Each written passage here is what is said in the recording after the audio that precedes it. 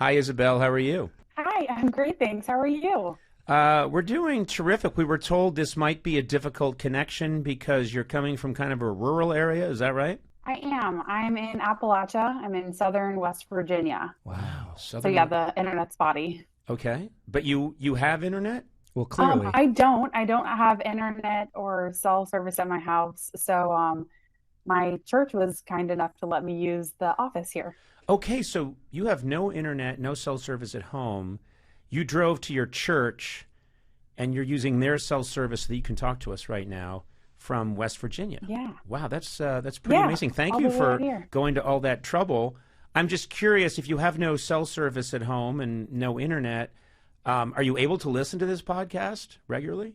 Yes. So I'm actually a huge fan. I'm a day one listener. I've been living rurally since 2018 without regular cell service at home, and podcasts you can download while you're in town and then listen to them at home. So they're my one real form of entertainment. So yes, I definitely listen regularly. Oh, first of all, that's I love that. I love that. That's amazing. cool.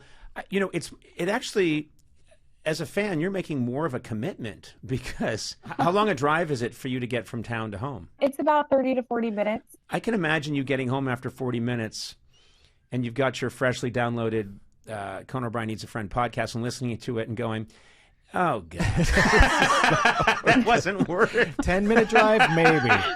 Wait, I have a question. Do you have more than one podcast you listen to? And if so, you must have limited time in town.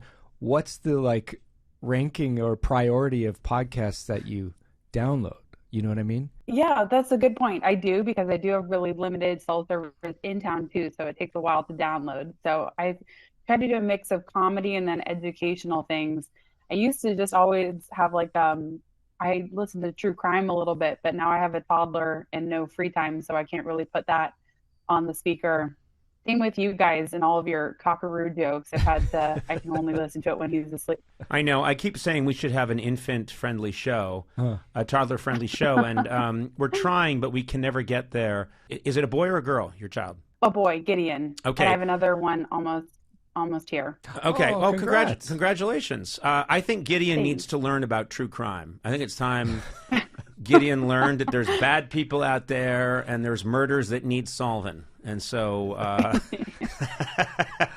2, I'll 3 be a years little old. Superhero 2-year-old. Yeah. Well, tell me a little bit about your life, because this fascinates me. You were living out on a farm, I'm guessing, in a rural part of Western Virginia. Is that right? West Virginia, yeah. Yeah. Rural West Virginia, southern West Virginia. My husband and I moved here with Gideon 2 years ago. We moved here to start a farm. We're both first generation farmers, so we're kind of learning it as we go along together. We moved here from Northern California after the Dixie Fire, so we kind of just landed on West Virginia and are learning to live here. That is, I have to say, I am very impressed. Farming is difficult. It's really hard work. It's difficult, and the fact that that you and your husband are taking this on, I think, is very cool and impressive. What kind of stuff are you trying to grow on the farm? Thanks. So we're hoping to get to the point of self-sustainability. Right now, bees were our first major project. We have 13 beehives. We raise chickens. We have beef and dairy cows. We've had turkeys, ducks. We're just trying to get to the point where we can either grow or raise all of our own food. Good God, that's that is impressive. To be completely self-sustaining, that is something I will never achieve in my life. I need constant. I don't know if I will either, but it's we're working on it, and especially right now, I have to say I'm less helpful in my third trimester. I've kind of taken a backseat to all of the dirty farm chores. Well, I think you have a pretty good excuse. I have found that my rules for survival is there have to be 4 Whole Foods within strolling distance, 6 ATMs, a multiplex. The list goes on and on, but this is just hardcore, simple survival for me. Yeah. Those are the only places I will hike or camp. Is areas that have. Let me say, I enjoy a Whole Foods for sure, and the Trader Joe's. Yeah. It took some adjusting. I also need soft serve ice cream available at the drop of a hat. I need an But REI see, if you nearby. have a cow, you can make your own ice cream, and then it's even better and unlimited. This sounds impressive. Tell me about the livestock. You said you've got some real livestock. I don't know anything about cows. Nothing. I know nothing about cows. I know that's where the milk comes from, and that's all I know. Yeah, so I didn't know anything either. It's been a fun learning process. Right now we have 5 cows, so we have a small herd.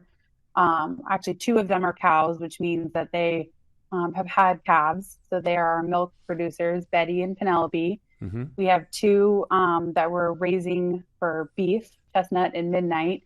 And then we have 1 heifer, which means she hasn't had a calf yet. And then we have 2 calves born or due this winter, baby season. Let me ask you a question. This may seem stupid, but to the ones you're raising for beef, somewhere in the back of their minds, do they know? Yeah, do you treat them differently? Like you don't get emotionally close to them? Yeah. Like a new recruit? Have they noticed that you won't look them right in the eye? You're always hugging the milk cows. Do they often show you a picture of their girl back home? Yeah, and you're like, I don't need to see that. Yeah, I hate to say it, but yeah, I think that there definitely is some emotional distance there. I make sure that they're happy, but I try not to get too attached. Maybe you'll change your mind. I would. That's the fear. Isn't that ironic, though, that they have a shorter time on Earth? They should have a little bit more love in that short time, but you're starving them. Yeah. With that. Yeah, okay. Well, they're very happy, and my son goes out there. He just loves spending time with the cows. So I think they get plenty of love. Whenever I do have to say, whenever I taste the meat of an animal that grew up with a lot of love, it's terrible. It's soft. It's not good. But there are steaks that I can get, and these are animals that never knew true love. And boy, is that a tender steak. It's a delicious steak. It's a special restaurant I go to called Loveless. It's one to do. It's these are free range chickens, but they never knew love, real love. They were just raised in a 1950s suburban house. Yeah, exactly. Yeah. Oh, I know where they were raised. I'm kidding. Come on, folks. You get it. It's funny.